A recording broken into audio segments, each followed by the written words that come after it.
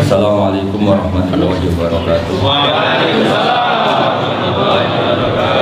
Bismillahirrahmanirrahim. Tabarakalladzi nazzala al-furqana ala 'abdihi liyakuna lil 'alamin nadhira. Allahumma shalli wa sallim ala nabiyyina wa syafi'ina qurrati a'yunina Muhammad wa ala alihi washabbihi wa barik wa sallim asmina ma ba'du. Semua pengurus takmir masjid Asyiratul Mustaqim yang saya hormati, semua jamaah hadirin yang saya hormati. Ini mau ngaji apa mau kajian? Apa mau hiburan? Sebetulnya ngaji itu enaknya dianggap cari hiburan, tapi bukan hiburan yang maksiat, tapi hiburan yang baik. Saya banyak membaca referensi, utamanya tentu Quran dan hadis. Inti dari Islam itu mahabbatullah, mencintai Allah. Di mana-mana cinta itu happy, senang. Jadi sampai orang maksiat itu kan cari apa? Senang. Jadi kalau sudah senang dengan Allah dan Rasul, insya Allah maksiat itu jauh. Sehingga aturan dalam Islam itu jelas. Di antara orang yang kata Rasulullah SAW, halawatal iman, yang menemukan manisnya iman adalah ayyakuna wa rasuluhu ahabba ilaihi mimma siwahuma. Allah dan Rasul lebih dicintai dibanding yang lain. Ini penting daripada kita melarang maksiat dengan cara kekerasan, nanti dilaporkan polisi. Mendingan mencintai Allah sehingga nggak ada cinta untuk yang lain, termasuk maksiat. Sekarang termasuk keresahan saya sering mengkaji ini di Universitas Islam Indonesia dengan beberapa profesor, beberapa doktor, bahwa dalam kajian-kajian itu mereka menerima sekali konsep saya supaya hidup itu penuh dengan cinta. Yang cinta itu bukan kelangenan, bukan pelarian, tapi benar-benar cinta. Ya saya ulang lagi, benar-benar cinta. Sehingga dalam Al-Quran diterangkan kul bi fadlillah wa bi rahmatih fa bidzalika falyafrahu. Dengan fadl Allah dan dengan rahmatnya, maka dengan demikian kamu harus senang. Senang itu maknanya terhibur, tapi di bahasa Indonesia kosakata terhibur, hiburan itu hal-hal yang apa? Negatif. Ini agak kriminal sebetulnya. Farah itu tidak harus hal negatif. Senang, terhibur itu tidak harus sesuatu yang apa? Negatif. Mulai dulu sahabat kalau nyifati Rasulullah itu wa qurrati a'yunina, yang menjadi ketenangan mata kita. Kita juga berdoa Rabbana hab lana min azwajina dzurriyyatina qurrata a'yun, menjadi pandangan yang indah. Jangan melihat orang lain indah, melihat istri sebel. Itu kasusnya orang-orang merantau dan yang nggak merantau sama saja. Jadi itu penyakit laten ya, melihat orang lain senang kok tahu melihat istrinya tidak senang. Nah, itu kasus orang merantau dan yang tidak merantau supaya tersinggung. Saya memang sengaja mau memberi kajian yang ringan tapi bermakna, karena agama ini sebetulnya dimulai hal-hal yang ringan. Nggak ada ceritanya filosofi agama itu berat, karena jubilatil ukul ala qabulil haqqi. Semua ulama berpendapat akal itu dipaksa untuk menerima kebenaran. Saya pernah ditanya seorang dokter, dia tanya gini, Pak Bahak, zina itu kan enak, kenapa haram? Lalu tidak enaknya zina di mana? Terus dia saya tantang, andai kan zina wajib kamu bingung, kok bisa? Kalau setelahnya terus tak suruh lagi kamu bisa? Ya tidak bisa.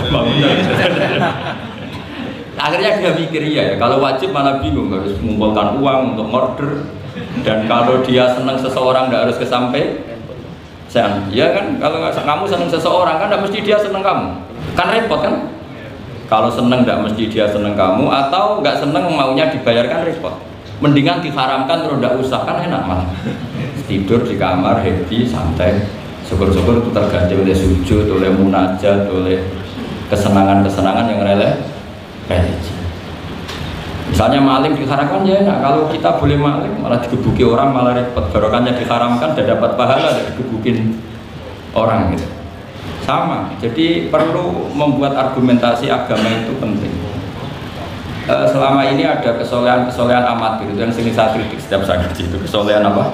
Amatir. Misalnya gini, kadang-kadang orang ngeluhin Islam itu repot, mau kebar gak boleh, mau bebas gak boleh, nanti kan boleh semua kan enak. Pertanyaannya adalah ketika boleh semua, apakah lembaga maksiat ini tidak ada aturan? Kan tetap ada aturan. Boleh pakai kalau bayar, itu aturan enggak? Aturan. Kalau yang cantik mahal kan aturan. Kalau khamr atau arak yang enak mahal kan aturan.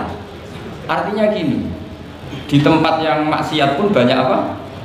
Aturan. Kenapa aturan di tempat maksiat kamu anggap kebebasan, sementara agama ngatur kamu anggap pengekangan? Ini namanya soleh amatir, apa? Soleh amatir itu yang latihan soleh. Tapi kalau solehnya sudah lama, kayak saya ini masuk soleh sudah lama, tidak tahu. Apa ujub, apa syukur itu tinggal yang hasut atau yang seneng.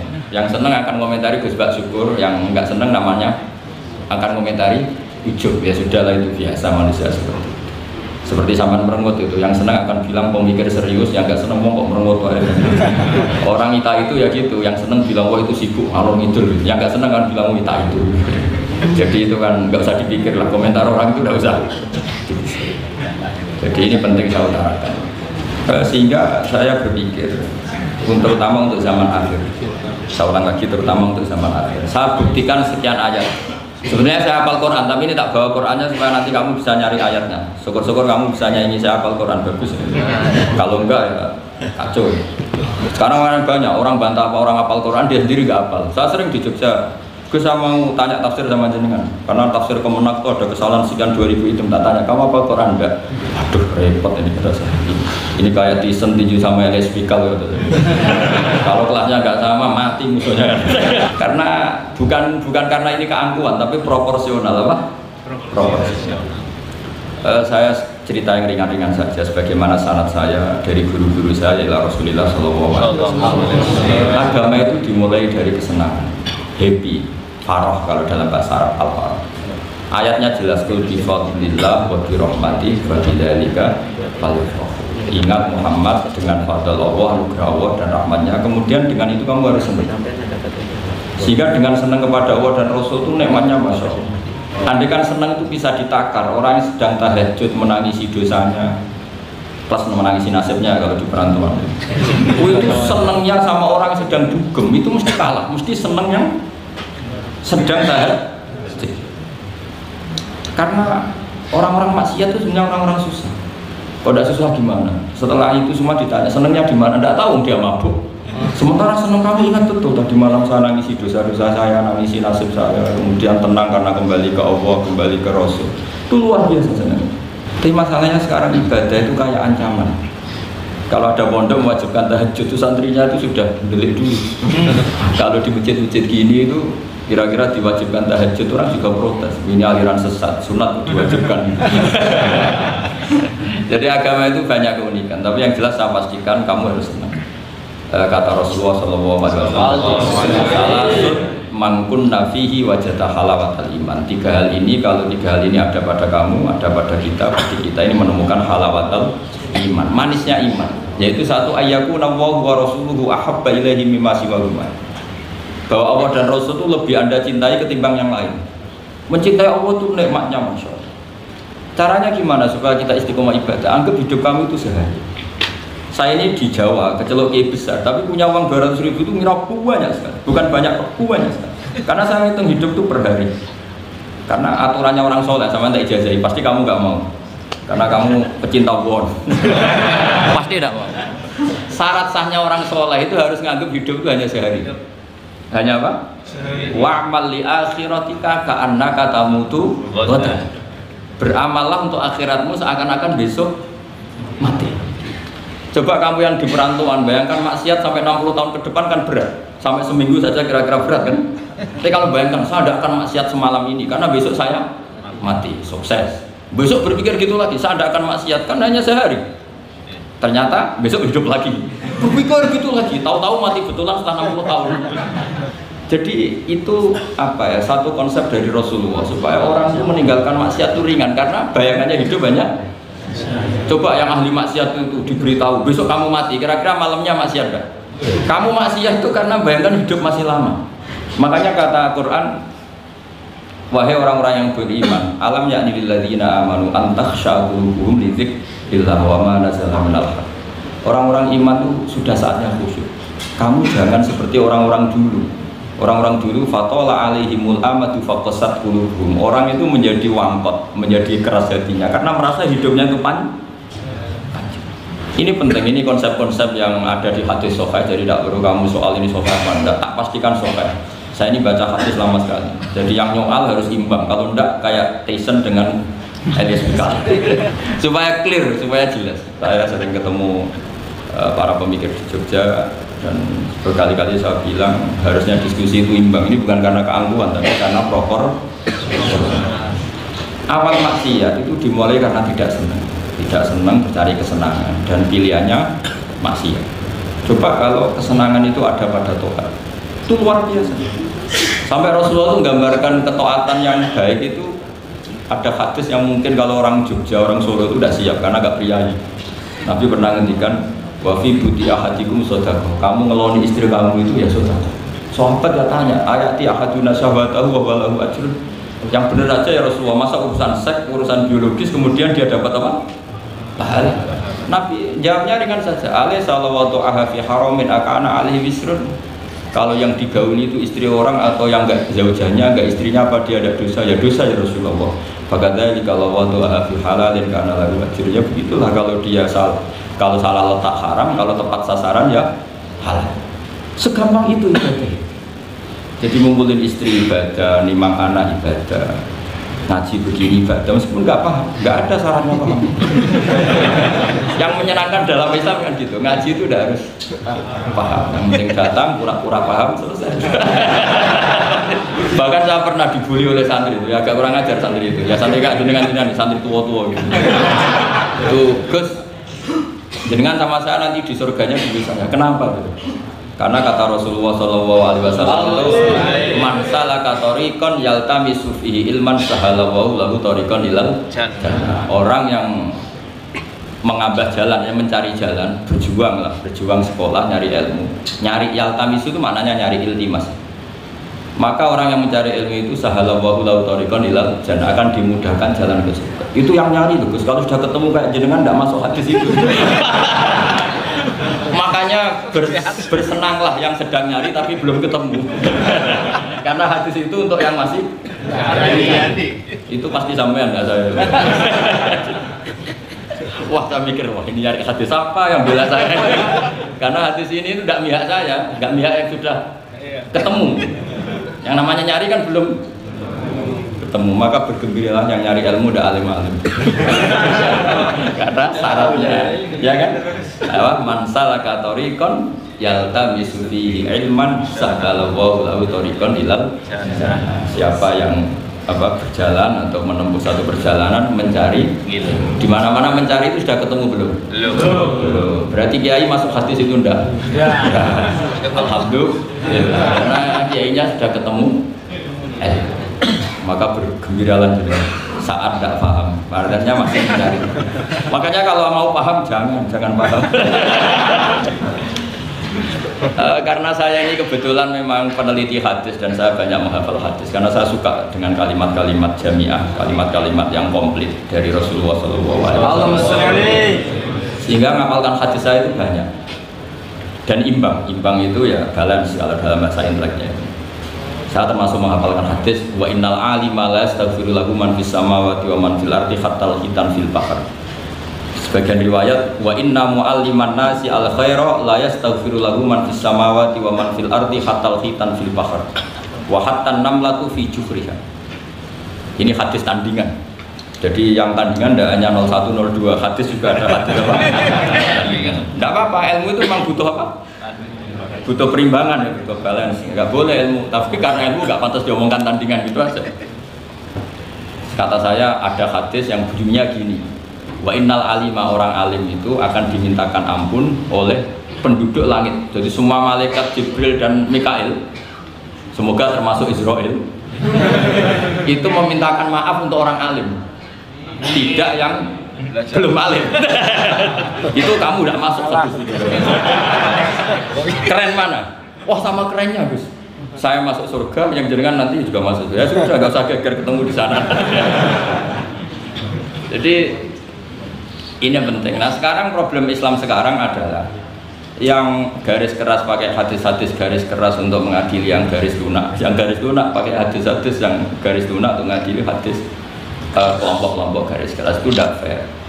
Nggak fairnya adalah Islam itu kafah itu artinya konsepnya itu komplit, nggak boleh separuh. Saya punya sedikit ini yang agak serius, tapi tidak usah masukkan hati. Nanti kalian protes nggak bagus Israel. Begini, Abu Bakar As-Siddiq itu terkenal layyinal janib, mutawaddi, layyinal janib, sahlal akhlak, semuanya layyinal janib. Orang yang sopan sekali, santun sekali, santun, sopan, terus simpatik, sangat simpatik. Namanya Abu Bakar As-Siddiq. Tapi ketika beliau sudah iman, beliau iman itu kalau nggak salah ya kira-kira Saniyasnen atau ya Salisa Robiah beberapa. Karena kalau dalam sejarah awaluman amanah itu sebetulnya Khadijah. Awaluman amanah mutlaqan itu sebetulnya Khadijah. Awaluman amanah mutlaqan bisa saja Sayyidina Ali, dan awaluman amanah mutlaqan bisa saja Abu Bakar Siddiq. Saya sedikit cerita ya supaya tidak gaduh dalam sejarah. Ketika Rasulullah umur 25 itu, ketika beliau umur 20 itu Khadijah itu karena punya paman penginjil namanya Waraqah bin Naufal, itu sudah tahu kalau Nabi akhir zaman ya Muhammad itu, sehingga dia memerintahkan hulamnya namanya Maisarah. Maisarah itu nama cowok, nama lelaki. Ini perlu dicatat. Nanti kalau kamu tahu Maisarah menemani Nabi dalam perjalanan, terus kamu tiruan cari Maisarah ya. Maisarah itu nama lelaki ya. Lihat ya, Maisarah itu nama lelaki. Orang Arab memang lucu, biasa nama lelaki pakai tak muannas kalau dalam ini Mas Rois ini bahasa gontornya itu. Kalau bahasa Arab biasa Maisarah lelaki, Tolha lelaki, Hamzah lelaki. Jadi biasa kalau dalam bahasa Jawa kan enggak, soleh dan solehah, muslimin dan muslimat, pokoknya kalau ada ta itu muannas. Cuma bahasa itu agak harus. Tapi tahunya baru gitu sudah bagus loh. Bisa naik kelas. Akhirnya Maisarah itu disuruh Khadijah khusus untuk meneliti Muhammad. Dulu masih jangkar karena belum Rasulullah. Setelah diteliti di perjalanan ke Syam, ikuti dagang. Semua keajaiban dan alamat nubuwah itu ada semua, termasuk tuzillul ghamamah tuti'us sahaid. Setiap perjalanan yang terik itu matahari pas apa? Ghamamah itu apa? Mendung mengalami Nabi. Saya termasuk orang yang ditakdir pernah di pohon tua yang dulu jadi alamat nubuwah. Di Jericho itu ada pohon tertua di dunia. Pas saya di situ malah ada film dokumenter Kristen pas itu. Karena pohon itu semua Nabi pernah duduk di situ, termasuk Nabi Isa dan Nabi Muhammad SAW.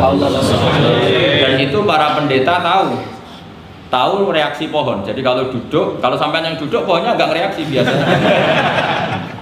Tapi kalau Nabi yang duduk itu akan direaksi. Misalnya Nabi duduk di barat, kemudian matahari teriknya dari barat, pohon itu akan pindah ke barat supaya geser.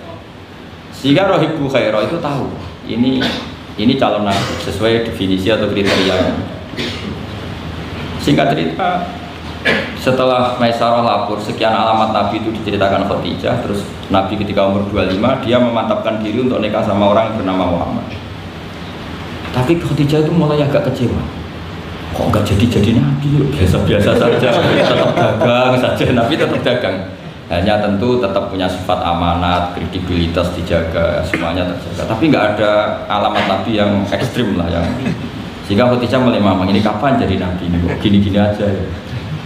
Nah, pas umur 40 itu Nabi ngalami yatahannas itu yata'abbad al-layali yadawatil adat. Kalau dalam Sahih Muslim disebutkan fakana yatahannasu fil ghar wa huwa at-ta'abbud al-layali yadawatil. Yang dikatakan tahannus adalah menyembah Allah di gua, menyepi, kemudian beberapa hari. Terus di hadis itu juga diterangkan wa yatazawwadu lidzalik. Perlu dicatat dulu tirakannya Nabi itu ya bawa bekal. Bukan terus kelaparan 3 hari nanti fata morgana yang gitu. Ini perlu dicatat. Kadang banyak orang tirakat gak makan 40 hari, gak makan 3 hari, itu malah bahaya. Karena yang dikatakan nur atau apa ternyata fata morgana karena lama ada makan. Jadi perlu dicatat di hadis itu jelas ada kalimat wa yatazawwadu lidzalik. Ya Nabi ya normal bawa bekal. Jadi tidak lapar-lapar amat. Tapi tidak satu nampan kayak makan di atas tadi enggak ya. Kalau itu makannya orang kelaparan itu. Ya tapi bagus lah, saking hormatnya sama kiai makannya banyak. Apa ngetes kiainya kalau banyak ada kiai ini. Motifnya apa dah? Motifnya ada tahu, Tapi khusnudzon wajib. Panitia tenang saja. Kiai itu wajib khusnudzon. Iya. Jadi ya sudah tetap. Singkat cerita, ketemu malaikat Jibril. Kata malaikat Jibril, "Iqra ya Muhammad, kamu harus baca ini ya Muhammad." Nabi jawab, "Ma'ana biqori, saya tidak bisa baca." Sampai 3 kali Nabi bilang tidak bisa baca. Makanya syaratnya Nabi itu memang ummi. Ummi itu tidak tahu. Kenapa harus tidak tahu? Karena dia original, beroriginal. Nggak boleh Nabi punya pemikiran tandingan atau versi. Nabi itu harus faragh, harus kosong. Karena akan diisi hanya oleh nurun nubuwah, nurul risalah. Makanya orang-orang pintar itu nggak boleh jadi Nabi, bahaya itu. Nanti perintah Tuhan akan dianalisis. Makanya berat, orang intelektual jadi wali itu berat, tak jamin berat. Karena semua perintah Allah akan dianalisis. Oh itu Allah pasti tidak terima. Makanya saya itu kadang-kadang jadi orang alim ya getun, karena takut-takut cerdas. Kalau cerdas itu nggak analisis. Makanya sama orang bodoh saya kadang hormat, ini bagus. Bagus, ya bagus lah, ada sisi bagusnya lah. Jadi syaratnya Nabi memang nggak boleh punya pikiran juga. Tapi itu satu kelebihan, itu fadhil. Untuk Nabi itu, tidak untuk sampean, untuk Nabi itu fadhil. Sehingga ini penting sekali karena jarang orang mengungkapkan ini. Kenapa jarang mengungkapkan? Kemungkinan satu tidak tahu. Dua, karena kadang kiai itu ya manusia, ustadz juga manusia. Kadang-kadang dengan tanda kutip itu ya pecundang. Dia ngomong yang dicintai pasar, itu yang saya sesalkan betul. Tidak ngomong yang dibutuhkan dalam khazanah Islam. Itu saya kecewa betul. Dan semoga mereka itu tobat. Enggak boleh seperti itu. Coba kita ini Islam mulai kecil, punya kiai mulai kecil. Kadang-kadang tidak pinter-pinter. Karena ayatnya itu terus sama. Kubu sebelah misalnya dalil ayat ini, yang ini terus gitu aja. Kalau orang sunat diceritain Nabi Ibrahim sunat 80 tahun itu pakai palu, pakai apa itu kodum itu apa? Langganan ya. Kalau ada orang mati ya mesti kullu nafsin. Kalau ada orang nikah mesti faman rohibaan sunnati. Jadi umat ilmunya tidak tambah, ya sudah. Siapa saja yang nikah ya itu aja, yang mati ya itu aja kullu nafsin. Karena ya pasarnya seperti itu. Buat sekali-kali ada orang mati itu bilang, ayo pesta. Karena orang dolim ini sudah mati. Mengurangi beban bumi. Mengurangi beban apa? Syukurilah kematian orang fasik ini. Itu nggak disangoni sampai. Sudah ada disangoni, dibenci keluarganya, ya enggak? Ya daripada gitu yang umum saja kullu nafsin. Kematian adalah mau itu, kafa bil mauti wa itu. Cukup mati sebagai nasib, ya ikut pasaran saja, karena itu yang menghasilkan pasar. Tapi resikonya itu ilmu itu tidak tambah, apa? Tambah. Ini kritikan saya, semoga ini membantu ya, supaya ustadz-ustadz itu kalau ngaji itu mikir yang dibutuhkan umat, jangan permintaan pasar, itu udah bagus. Saya datang ke sini juga bukan karena undangan. Saya yang bilang saya tanpa diundang pun datang ke Korea karena saya ingin sujud di bumi ateis. Supaya nanti keren. Ya.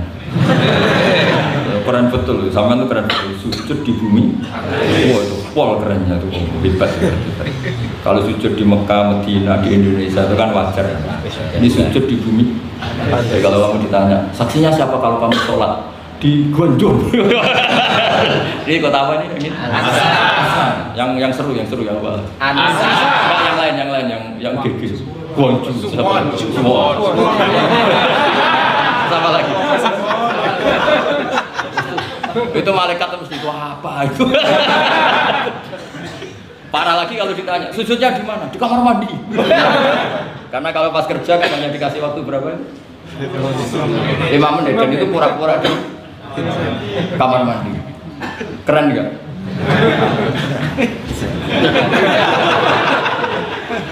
Jadi padahal bumi itu akan bersaksi yang dipakai tempat itu paling keren mesti yang Korea. Apalagi yang pas kerja, lalu sini kan masjid masih normal. Kalau pas kerja kan di kamar mandi. Iya di pabrik ya maksudnya. Oh iya, ya. Jangan yang priai, yang itu, yang nggak priai itu. Gudang. Di gudang ya. Mesin. Di mana? Sampai mesin ya. Mesin sebagai saksi.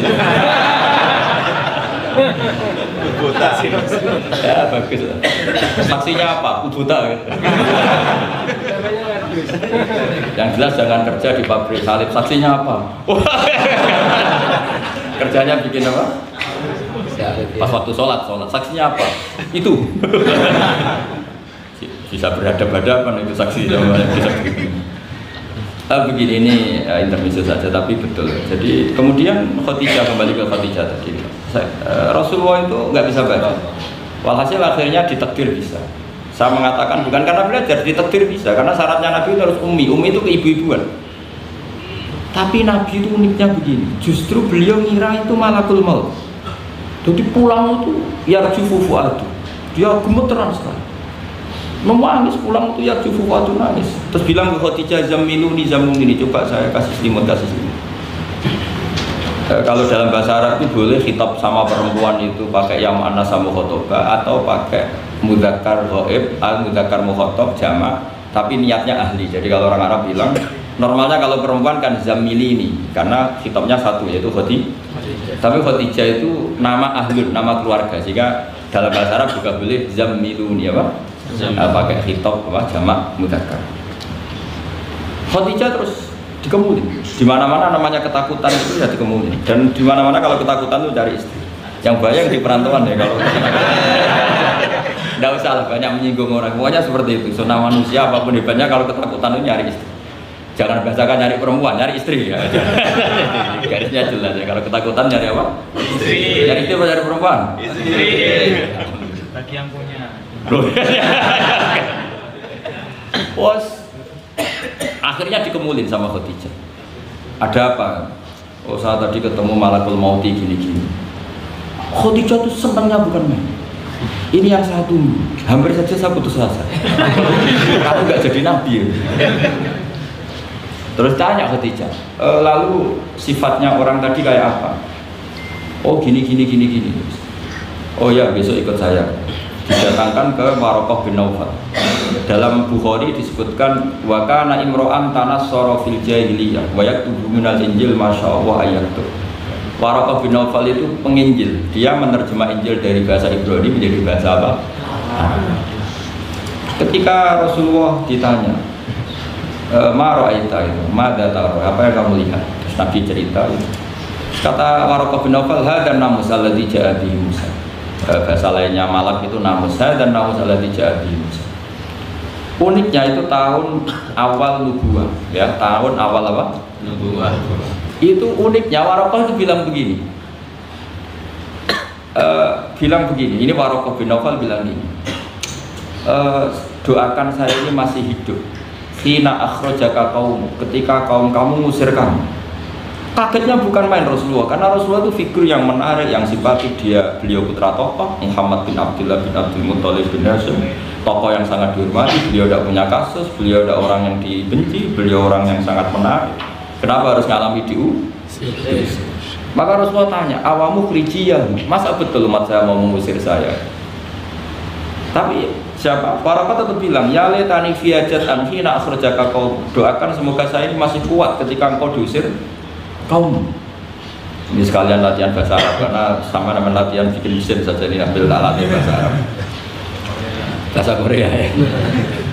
Akhirnya kata Waraqah bin Naufal, tidak ada orang yang mengalami seperti kamu kecuali pasti akan diusir. Falam yalbas yasiran illa, terus kemudian Waraqah tidak lama kemudian meninggal. Ya, yang penting dari ini semua apa? Waraqah itu membaca kriteria para nabi itu pas sekali, dan akhirnya tahun 13 nubuwah Rasulullah mengalami diusir. Kan beliau hijrah itu 13 tahun dari nubuwah, kira-kira umur 53 berapa? 53. Tapi Waraqah sudah mengatakan itu di tahun pertama Rasulullah menjadi nabi, karena definisi nabi itu harus pernah diusir.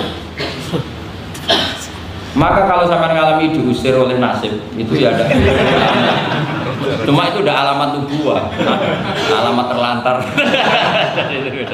Karena yang Nabi sudah ditutup, nggak ada peluang lagi. Jadi Khadijah itu masih nggak terima, padahal beliau sudah mendapat sekian alamat tadi. Tudzilluhul ghamama tutil sahab, ada sekian alamat. Tesnya sudah lulus semua. Rasulullah tadi Maisarah menyaksikan apa, dinaungi oleh apa, mendung tadi. Macam-macam.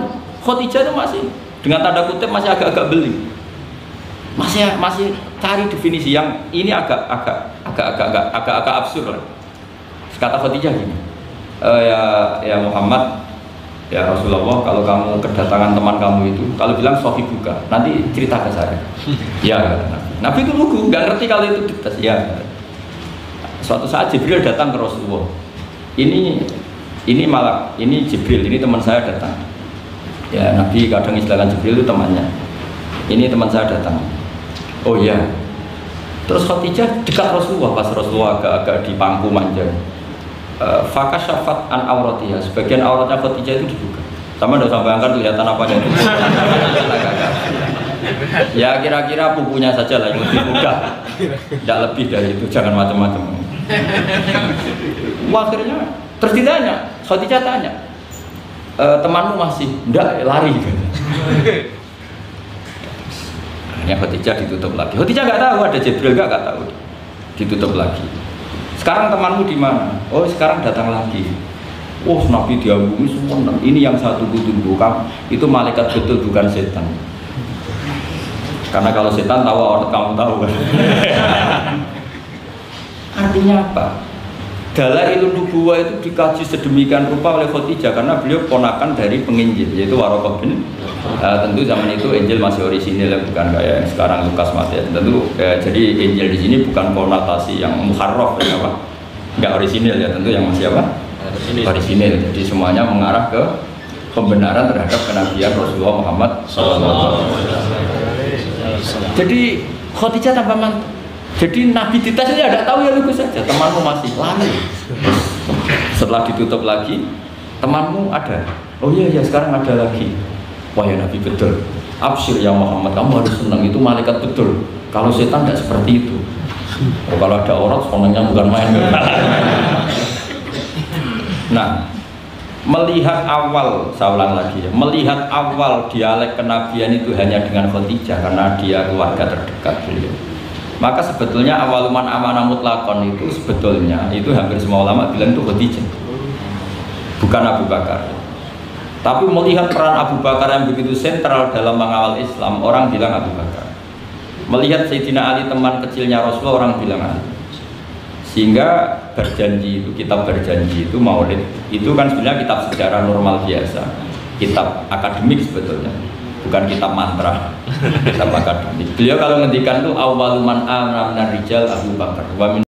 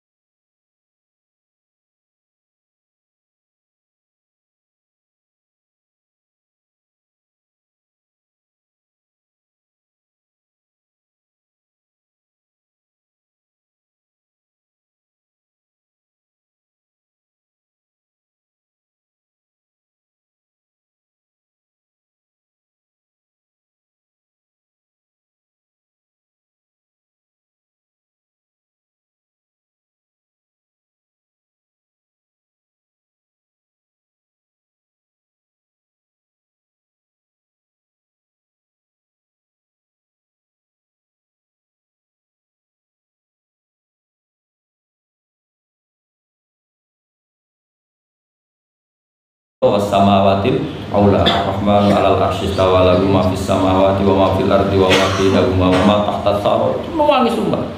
Ini nggak mungkin kalam manusia, kalam seindah ini nggak mungkin kalam manusia. Singkat cerita dia punya Islam. Islam ternyari Nabi. Kebetulan Nabi sedang iltafa itu sembunyi di rumahnya Zaid bin Arqam. Ketika Nabi mau masuk, karena dia terkenal preman, kata Hamzah, ya Rasulullah kamu sembunyi. Umar saya ngadapin Hamzah, walhasil dia menceritakan imannya. Setelah dia iman, apa yang dilakukan pertama? Itu marani Umayyah Abu Jahal.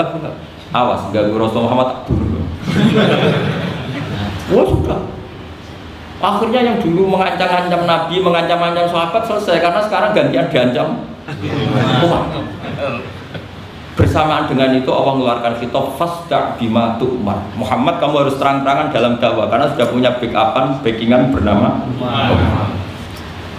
Jadi sebetulnya yang dibutuhkan Islam itu ya ada orang yang kayak Abu Bakar, ada orang yang kayak Umar. Ada kebaikan yang hanya terwakili oleh orang-orang yang kayak Abu Bakar, ada kebaikan yang hanya terwakili orang-orang kayak.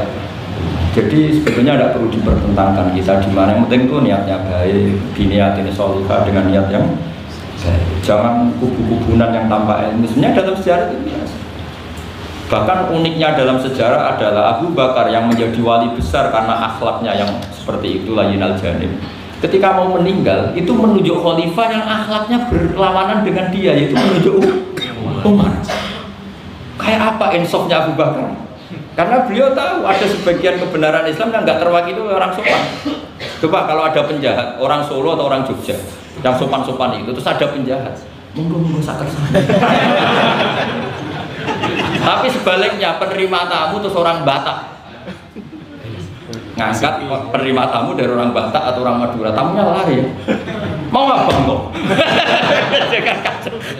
Artinya gini loh ya, kalau ngadepin penjahat mungkin pas orang Madura, kalau penerima tamu pas orang Solo. Ya proporsional saja lah, tidak usah memaksakan. Paham ini dong ya? Clear ya? Ya clear ya? Jadi hidup itu proporsional saja. Ya coba saja, punya acara keren terus penerima tamunya Madura, Batak, apa lagi yang keras-keras? Medan. Nah, sama. Makanya kalau guyonannya itu rumah kebakaran, yang punya rumah itu orang Jogja kan, ngapunten badhe matur, wonten napa ngapunten sampe. Ini dalam jenengan kebakaran. Padahal nyuwun sewu anak jenengan tesih teng lebet. Artinya ada momen yang sopan itu tidak boleh, gitu. Apa? Yang sopan itu kalau ada kebakaran, yang punya rumah baru minum harus enak-enak mau bebas. Itu kalau mau kebakaran harus gitu, mau tidak mau harus tidak sopan kan gitu. Jadi sopan ada mautenya, nggak sopan ya ada mautenya. Sehingga dalam kitab Hayatus Sahabah yang dikarang oleh Syekh Yusuf Al-Kandahlah, yang paling saya kenang adalah beliau menceritakan makalahnya Umar radhiyallahu anhu. Beliau mengenang Umar ditanya, "Laqad kunta faddun ghalidul qalbi." Kamu itu pemimpin tapi keras sekali. Kata Umar, "Saya ini berusaha layyinal janib."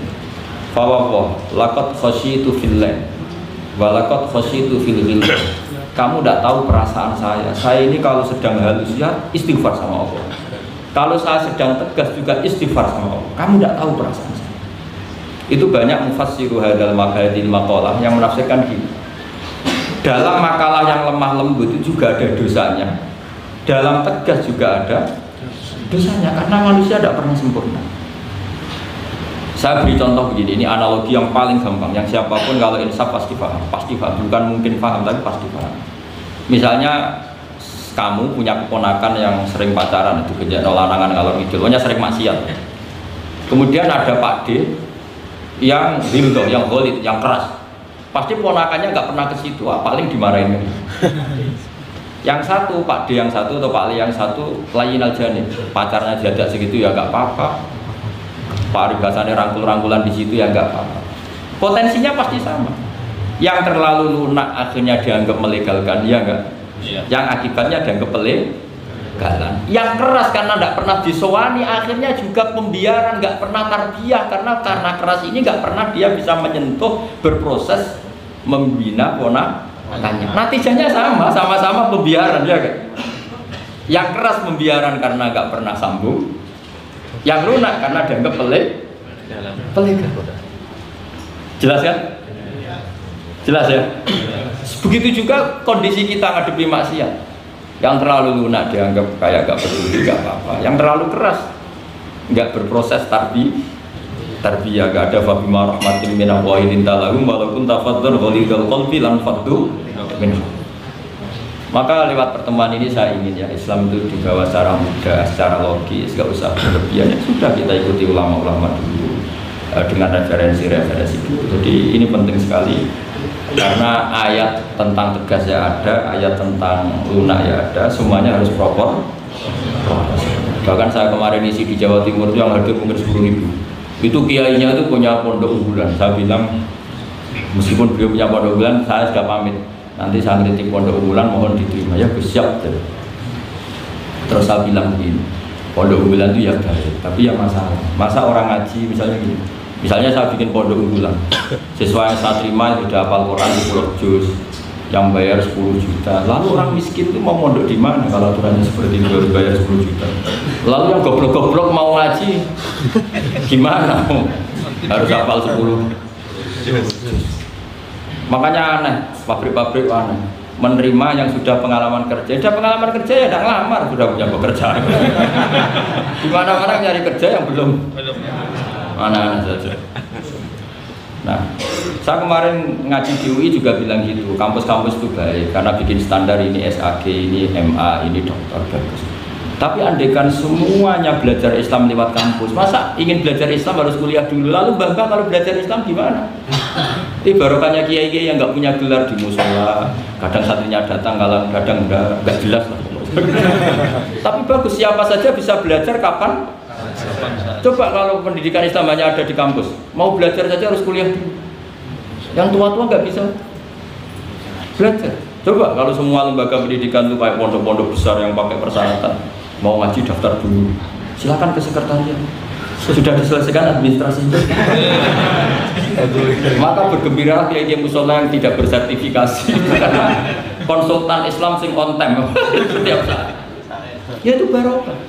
Apalagi santri-santri yang goblok itu barokahnya luar biasa. Betul.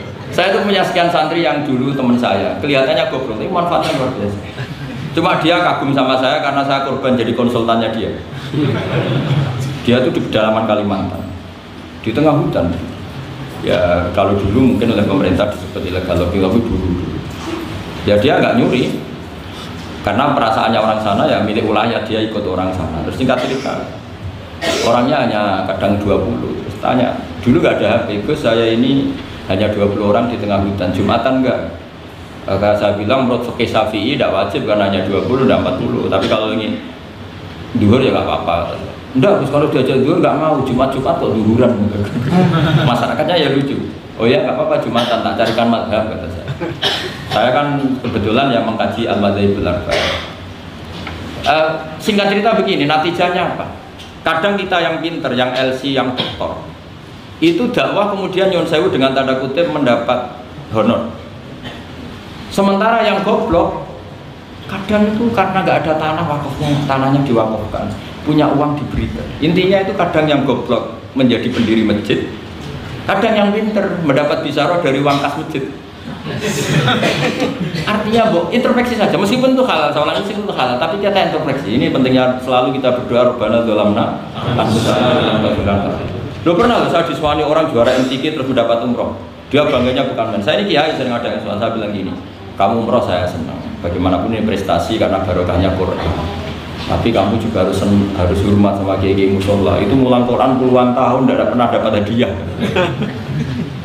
Coba hafal Quran kemudian lanyah dan dapat hadiah umroh, itu kan cara bahasa agamanya manfaatuhu maksurah. Manfaat umroh itu kan hanya untuk dia.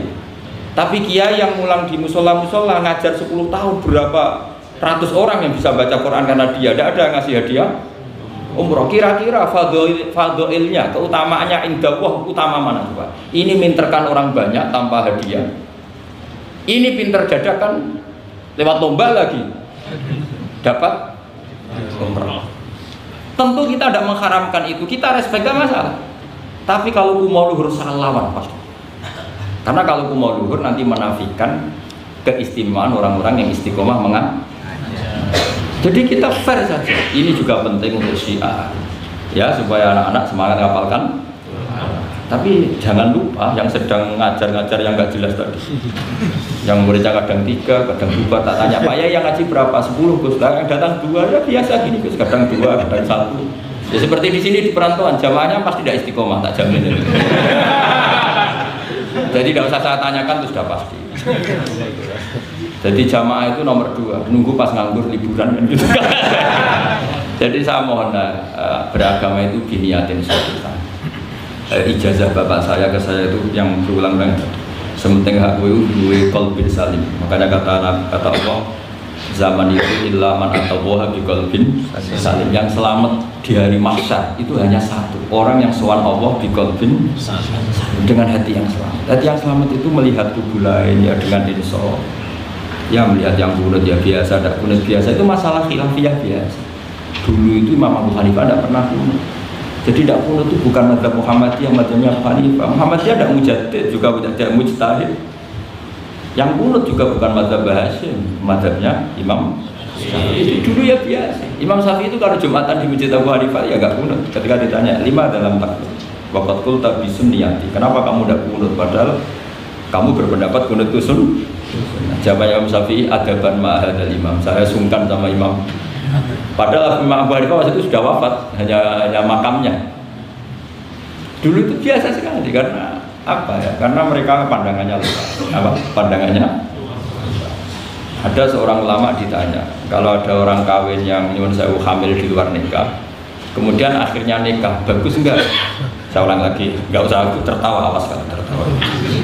Ada orang hamil di luar, kemudian dinikahi sama yang hamil, itu bagus enggak? Ada ulama yang bilang bagus lah. Kan kaget ulama yang garis keras. Wah, bilang-bilang dirajam atau dipukulin kayak kira-kira kan pikirannya gitu karena suka ngadili orang yang ini ada di kitab Mizan Kubra. Kalau kalian nggak percaya lihat di kitab Ikhtilaful A'immah Rahman. Karena cara berpikir sederhana. Terus dia punya riwayat dari Rasulullah SAW yang ngomentari seperti itu, jawabannya begini. Qad kharaja min sifahin ila nikahin. Saya ulang lagi. Qad kharaja min sifahin ila nikahin. Berarti dua orang itu telah keluar dari tradisi kumpul kebo menjadi tradisi nikah. Misalnya malam ini dia masih kumpul kebo, terus paginya nikah, malamnya lagi kan sudah sah. Artinya apa? Dia keluar dari tradisi sifat, sekarang ke tradisi nikah. Artinya melihatnya masa depan saja, tidak usah lihat masa belakang. Jadi ulama ya ringan saja. Ya ada ulama yang tetap marah. Susah apa sih langsung kawin disik-disik, ngapain baru setelah itu kawin? Ya bagus supaya jadi apa ya, supaya jadi pelajaran. Ya monggo saja yang tetap keras supaya tanfir, kalau dalam bahasa Arab tanfir, tasna atau takbir, memperburukan yang memang tapi yang ini juga bagus, sudah kadung ya sudah, sekarang dia mau tobat ya dikomentari saja qad kharaja min sifahin ila. Ini penting saya utarakan, jadi nanti mungkin saya ada 1-2 pertanyaan, 2 saja lah, saya capek karena yang belas pertanyaan jangan keluar. Saya ulang lagi, pertanyaan jangan keluar. Terus yang ringan-ringan saja, karena agama ini dibangun dengan keringanan. Tadi yuridu bikumul yusra wala yuridu bikumul usra. Dan kalau pertanyaannya ekstrim itu nanti rusak. Kata Rasulullah, innama ahlakal ladzina min qablikum kasratu masailihim. Dulu orang rusak itu karena banyak tanya. Karena nanti kalau Allah ditanya itu mesti tersinggung. Karena apa ya? Orang tanya itu tadi mengkritisi perintah. Sampai tahu kenapa malaikat dimarahin Allah? Gara-gara apa? Tanya. Ya tak ceritani sedikit ya. Allah kan memaklumatkan ke alam langit. Inni ja'ilun fil ardi khalifah. Saya putuskan bahwa manusia ini jadi khalifah fil ardi. Malaikat langsung tanya apa? Qalu ataj'alu fiha may yufsidu fiha wa yasfiku. Yang benar saja ya Allah, tolong dievaluasi. Manusia itu kan potensi yang rusak. Yufsidu itu fi'il mudhari', berarti mustakbal. Cara terjemahan bebasnya manusia itu berpotensi merusak. Wa yasfiku dima, dan berpotensi mengalirkan. Betul hanya tanya, tapi artinya kan gini, ya Allah, kali ini kayaknya enggak pas keputusan kau. Tolonglah dievaluasi. Makanya Allah marah, qala inni a'lamu ma la ta'lamun. Kuwi ora apa meneng. Karena tanya ini. Makanya syaratnya Nabi itu harus ummi. Gak boleh intelektual jadi Nabi. Bahaya itu nanti. Misalnya intelektual jadi Nabi, kok ketemu malaikat di gua Hira, kenapa di sini, kenapa tidak di mall saja? Jadi repot nanti. Karena semua disoal secara intelektual. Makanya saya syukur sama tidak jadi Nabi dan tidak akan jadi Nabi. Naral inteleknya itu. Jadi ini penting saya utarakan karena sekarang itu agama mau dicerdasin, ngajinya agak gelem tapi mau kritis. Itu bahaya betul. Makanya innama ahlakal ladzina min qablikum kasratu masa ini karena banyak pertanyaan. Ini bahaya betul. Masa Allah dievaluasi? Apa? Makanya saya termasuk gak senang ketika ada sholat gini peregangan apa pernapasan terus kalau sujud apa saya tidak senang. Saya senang saya gini nanti sholat lama-lama fungsinya kayak senam yoga. Gini saja, semua yang diperintahkan Allah pasti ada hikmahnya, saya yakin ada hikmah. Tapi tidak usah hikmah ini jadi tujuan. Kalau nanti jadi tujuan, terus orang bilang gini, itu sholat terus sakit, yang nggak sholat sehat, habis kamu. Ya kan? Tapi kalau ada orang tahu hikmahnya gini untuk apa, menarik nafas atau apa, yang gini, nggak monggo lah sauni-unimu ya, nggak apa-apa lah seperti itu. Tapi kalau jadi tujuan, jadi ya sudah, yang benar sholat itu apa? Sholat itu bukti ketundukan sama Allah Subhanahu wa ta'ala. Wasjud waqtarib, kalau berani sujud berarti insya Allah dekat sama Allah. Karena itu bentuk tawadhu, bentuk tadzallul, bentuk ubudiyah. Fadkhuli fi ibadi wadkhuli. Lalu terus dianalisis ini fungsinya gini, wah repot. Lah nanti kalau ada senam yoga tandingannya lebih efektif. Saya jantungan, sujud kok nggak ngefek, tapi setelah ikut yoga kok ngefek. Saya loh ya, orang boleh nggak berpendapat ya, sependapat sama saya, tapi kalau nggak sependapat keterlaluan yakin. Karena dari saya jelas yang namanya wasjud ya Pak, udah ada di hadis di Quran, wasjud wa tasfu, atau sujud dan kamu menjadi nggak ada yang ada ya wasjud. Saya kira demikian. Assalamualaikum warahmatullahi wabarakatuh. Apa langsung selesai aja? Masalah keimanan. Tanya apa lo? Kalau tanya boleh ya gimana? Masalah keimanan tentang qada dan qadar. Oh iya. Kalau qada dan qadar itu kita sudah ditentukan oleh Allah, kenapa masih dimintai pertanggungjawaban nanti di akhirat? Oh iya. Betul. Ya seperti mukadimah saya tadi ya. Jadi ngaji itu harus kafah. Kafah itu artinya komplit. Jadi Nabi dalam banyak hal yang momennya tepat ya menganalisis dengan qada qadar, tapi dalam banyak hal juga melarang orang membicarakan qada qadar. Jadi misalnya gini, kamu kadung ditakdir pernah punya dosa dan kamu ingin tobat, maka dosa yang masa lalu anggap saja qada qadar, terus keinginan tobat itu anggap aturan syariat. Jangan lalu setelah qada qadar kamu tidak berkeinginan tobat. Ini penting saya utarakan karena Nabi itu ngendikan pasti dua kali. Saya jamin di setiap konteks sosial Nabi pasti ngendikan dua kali. Dua kali itu dua solusi. Nabi pernah ngendikan idza dzikiral qadar fa'amsiku wa idza dzikiru ashabi fa'amsiku. Jika umatku telah menjustifikasi qada dan qadar fa'amsiku, kamu jangan ikut-ikut. Karena nanti akan yang zina nggak apa-apa, saya sudah qada qadar, yang maling ya nggak apa-apa karena sudah qada. Wah bahaya, bisa hancur syariat harus seperti itu. Tapi ada banyak hal yang Nabi mengisnadkan itu ke qada qadar. Kayak cerita Nabi Musa dan Nabi Adam. Ada kan di hadis Sahih itu jelas. Ini dengerin, ini betul di hadis Sahih.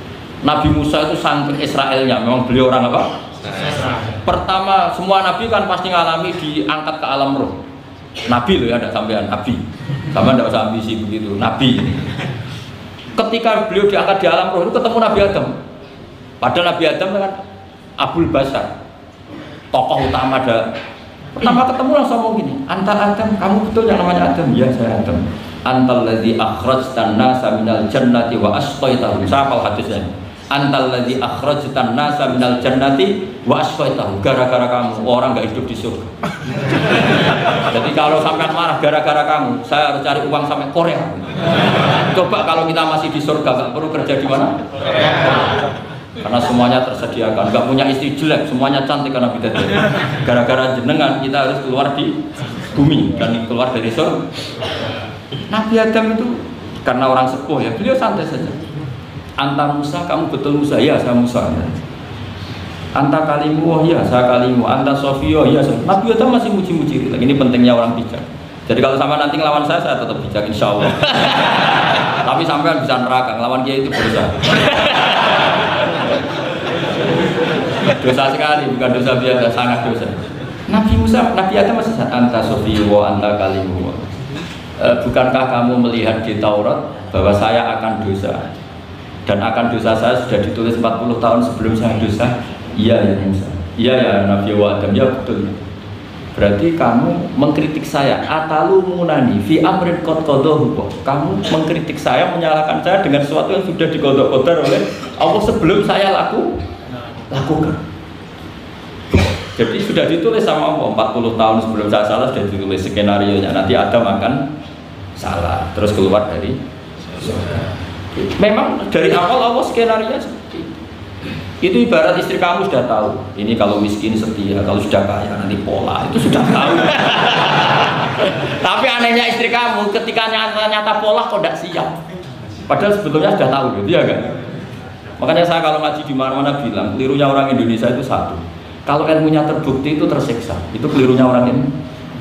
Semua cowok tahu nggak, semua lelaki tahu nggak, kalau nggak pernah nafkahi diomelin, tahu nggak? Tahu. Tapi ketika itu nyata nggak siap. Harusnya ketika nyata diomelin, alhamdulillah ilmu saya benar. Tapi istri kamu juga gitu. Biasanya wong lanang nek duwe akeh pola. Terus denger sampean mulai cinta orang lain. Harusnya kan alhamdulillah ilmu saya benar kan. Artinya gini, manusia saja bisa memprediksi. Kan nggak mungkin kita nyifati Allah. Allah nggak tahu Nabi Adam salah sebelum nyata-nyata. Tentu itu tidak mungkin. Nah maknanya kodok-kodar kira-kira gitu. Allah itu tahu apa yang akan terjadi.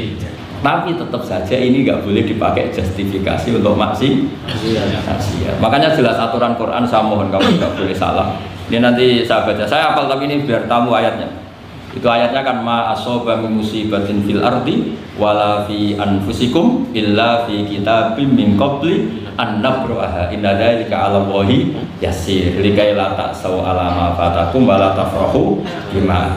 Jadi apa yang mengenai kamu di bumi maupun ada pada diri kamu, anggap saja itu, yakini saja sebagai kodok, supaya kamu tidak putus asa apa yang sudah terlewatkan dan tidak bangga dengan apa yang kamu udah.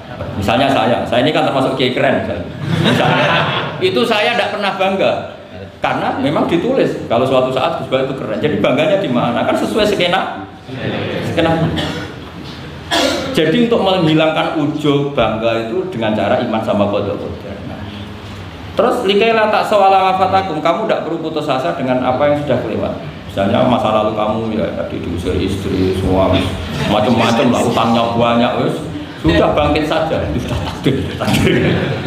Jadi mungkin ada yang mencarikan, coba ini carikan, mungkin di surat Hajj itu apa yang tadi dicari ayatnya. Pokoknya ayatnya tadi apa? Ma asoba min musibatin fil ardi wala fi anfusikum illa fi kitabim min qabli an nabraha inna dzalika 'ala Allahi yasir likaila taksau 'ala ma fatakum wala tafrahu bima. Jadi kodok-kodok ditulis supaya kamu tidak putus asa menyesali apa yang sudah lewat dan bangga kumoluhur terhadap apa yang kamu dapat. Jadi misalnya Pak Jokowi jadi presiden, untuk menghilangkan ujub ya, memang sudah ditulis kalau akan jadi, ya biasa saja sesuai skenario.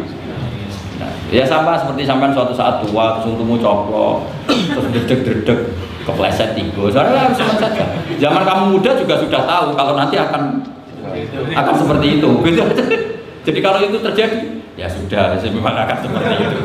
Jadi ringan saja, ini pentingnya ngaji. Jadi sesuatu itu mudah sekali kalau dianalisis dengan dengan ya cukup ya. Satu lagi aja dengan. Kalau nggak salah itu surat Hadid. Biar ditahukan suratnya. Diumumkan siapa? Surat apa? Hadid 22. Hadid 22 ya. Hadid 22. Ya, Mas, monggo Mas. Berdiri aja nggak apa-apa. Oh enggak. Oh ya nggak apa-apa gimana? Assalamualaikum warahmatullahi wabarakatuh. Waalaikumsalam warahmatullahi wabarakatuh. Saya sebuah kehormatan bisa bertemu sama Kiai pada malam ini. Ya. Sebenarnya saya baru kenal Kiai itu 3 minggu yang lalu lewat YouTube.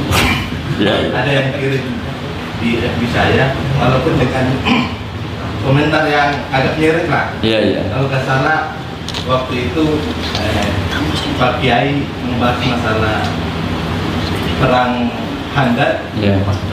yang mengatakan bahwa Nabi itu waktu itu santai saja, tidak tahu apa, tapi Iya. ada Salman dia menyampaikan ini. Iya. Terus komentarnya netizen tapi pertanyaan saya itu bukan itu Pak. Iya, gimana? Pertanyaan saya itu saya tertarik kenapa cara pasang sokoknya itu ada rambut di. Iya.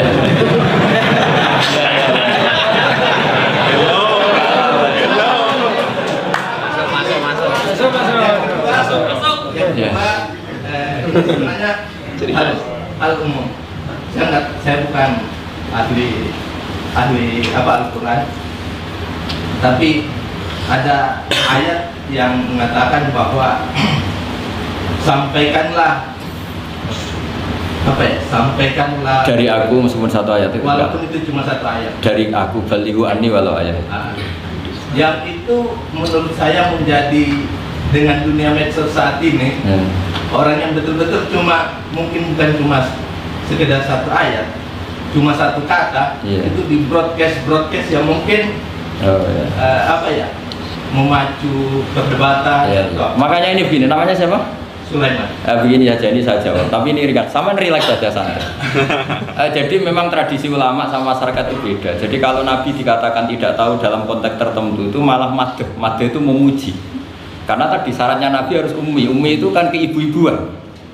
Jadi kalau Nabi tahu itu nanti seakan-akan dia itu dikawal oleh ilmunya. Padahal Nabi itu dikawal oleh nubuwah. Ini bedanya Nabi sama ndak. Jadi Nabi di Quran itu biasa ada kata makum tatadri mal kitabu walal iman. Terjemahnya kan kamu tidak tahu. Kanjeng Nabi biasa didhawuhi Allah makum tatadri mal kitabu walal iman. Kamu itu tidak tahu apa itu kitab. Tapi itu sifat madh. Sifat apa? Madh. Madh itu memuji. Kenapa itu jadi pujian?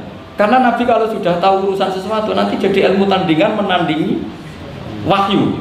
Lah mungkin netizen nyuwun sewu bukannya ngeritik, bukannya apa, mungkin nggak paham tradisi ulama itu. Jadi kalau ulama bilang Nabi itu tidak tahu, itu bukan sifat dzat tapi sifat madh, memuji. Di Quran banyak kalimat ma kunta tadri mal kitabu walal iman.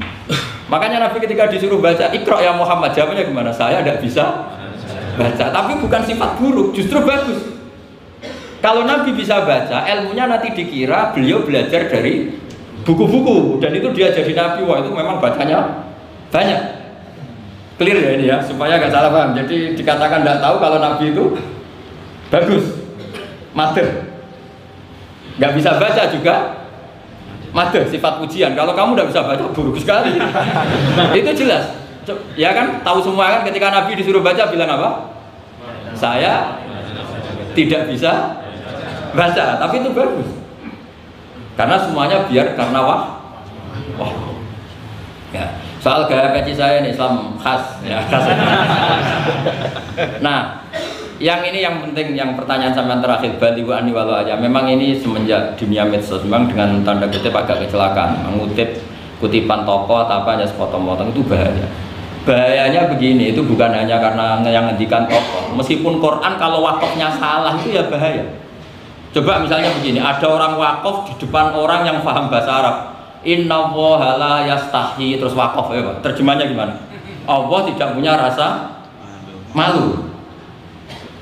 Sehingga di ilmu Quran itu diaturkan ada wakaf yang haram, yaitu wakaf yang rusak makna. Harus diteruskan Inna Allaha la yastahi ayyadriba matalam ma ba'u. Allah tidak malu bikin perumpamaan sekecil apapun makhluk itu. Misalnya membuat perumpamaan dengan nyamuk. Coba kalau bacanya satu ayat terpotong. Inna Allaha la yastahi, Allah tidak malu. Bayangkan didengar orang yang paham bahasa Arab. Jadi problem kita adalah kadang kutip ya gitu. Jadi apa ya tadi belum mendengarin kompletnya ngaji. Jadi kalau ada ulama bilang Nabi tidak tahu, itu sebenarnya madh itu ngelem karena memang begitu. Makanya Allah bilang ma kunta tadri mal kitabu walal iman. Muhammad kamu tidak tahu apa yang maknanya kitab, maknanya iman. Tapi nggak tahu ini untuk Nabi kelebihan, karena kalau Nabi tahu dulu berarti ilmunya sebagian diserap dari Taurat dan Injil, dari yang macam-macam. Makanya dulu orang kafir kalau ngeritik Nabi kan, walaqad na'lamu annahu yaquluna inna ma yu'allimuhu basar. Muhammad pinter macam pernah belajar. Terus Allah menjawab, Muhammad itu enggak pernah belajar, bahkan baca saja tidak. Jadi kalau Nabi dikatakan nggak bisa baca, nggak tahu itu madhab. Saya ulang lagi, untuk Nabi itu madhab. Sehingga semua yang dilakukan Nabi in huwa illa wahyu yuha, semua hanya berdasar wahyu. Ini bedanya Nabi dengan selain Nabi. Makanya Nabi itu nggak pernah baca, nggak boleh memang. Karena tadi pasti ini jadi ilmu tandingan. Itu bahaya kalau untuk Nabi, supaya semuanya orisinal dari Allah. Nabi itu sama Allah dikosongkan, semuanya kosong. Terus semuanya dari ilmu yang diwahyukan oleh Allah Subhanahu wa Ta'ala, jelas. Jadi baliwani walau ayat itu sama kan, maksudnya itu ayat itu bukan ayat satu Quran potongan, enggak. Ayat yang muhkamah, yang utuh. Tapi kalau satu potongan ya enggak boleh. Tadi misalnya dipotong apa, inna woha lah ya tadi kan kayak. Makanya di bab ilmu tajwid kan diterangkan wa ba'da tajwidi kalil hurufi la budda mim ma'rifatil wuqufi. Setelah kamu tahu tajwid, ikhfa, idhar, idgham, kamu harus mengenal ilmu waqaf. Karena sekali salah waqaf itu fa. Ya gitu Mas Sulaiman ya. Ya. Assalamualaikum warahmatullahi wabarakatuh. Ini MC-nya. Oh, langsung doa. Bismillahirrahmanirrahim.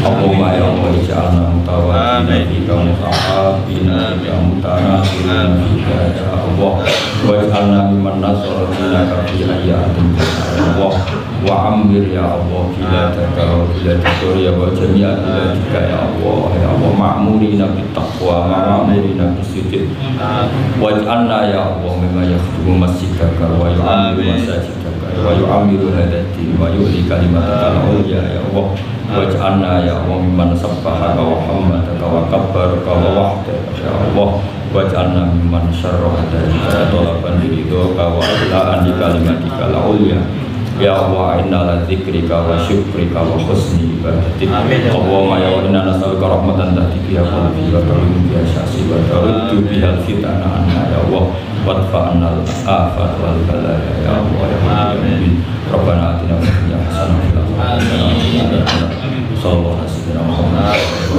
subhanallahi wa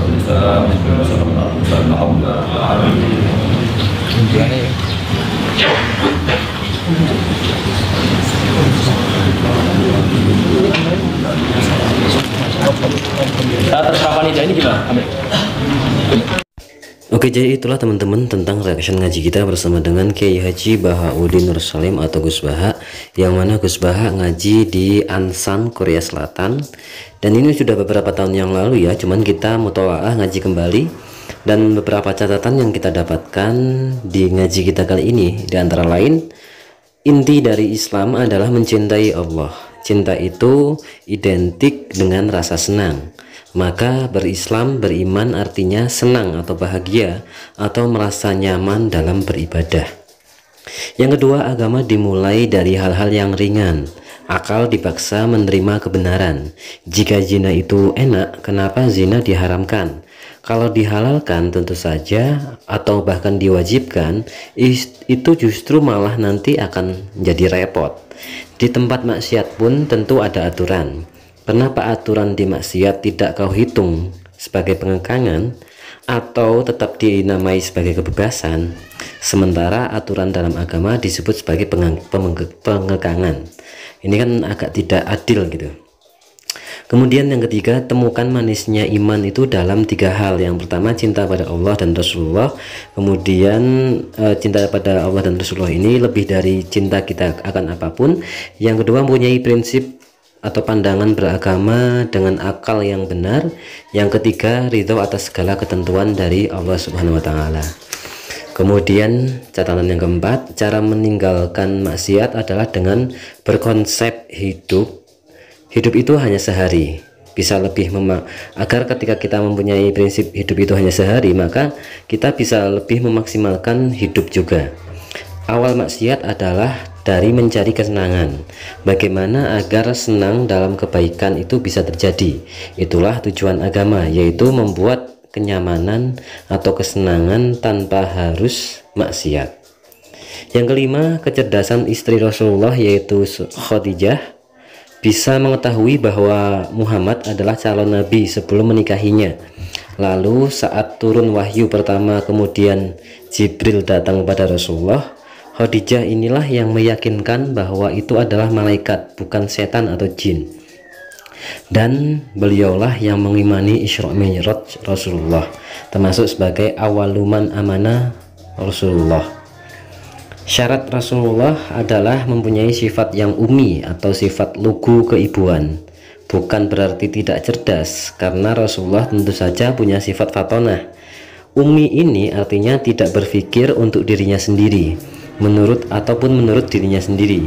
Dan Rasulullah itu tentu saja bertindak sesuai dengan petunjuk dari wahyu nubuah dari Allah Subhanahu wa taala.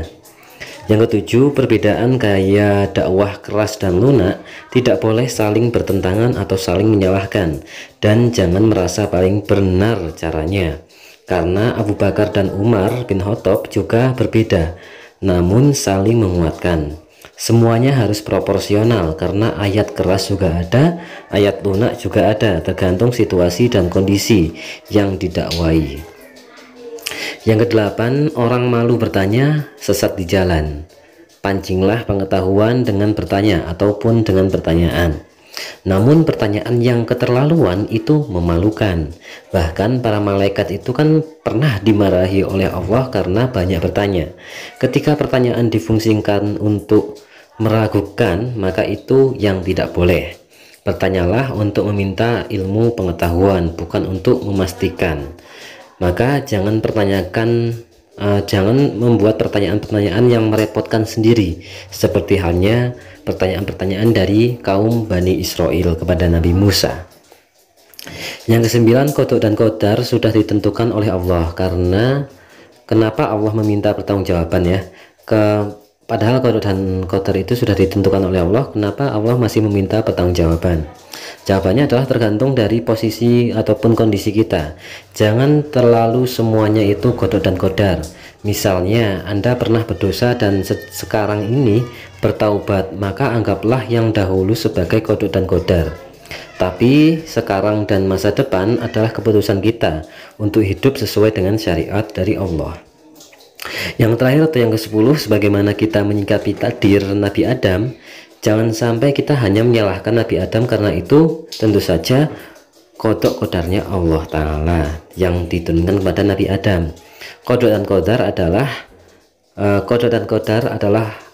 Allah itu tahu bahwa masa depan itu seperti apa.